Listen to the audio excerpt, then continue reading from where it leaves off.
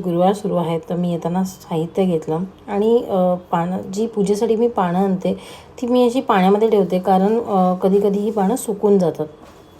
तसंच आज घरी खरवस बनवला होता, त्याचा डिटेल व्हिडिओ तर मी बनवलाच आहे आणि लवकरच तो आपल्या इंस्टाग्रामवर येईल.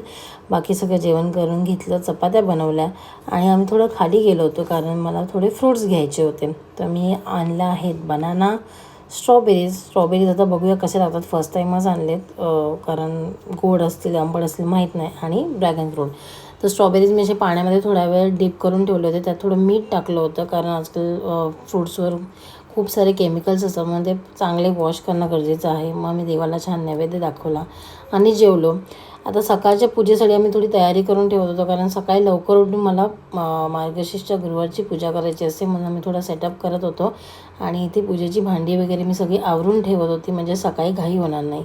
Thanks for watching this vlog.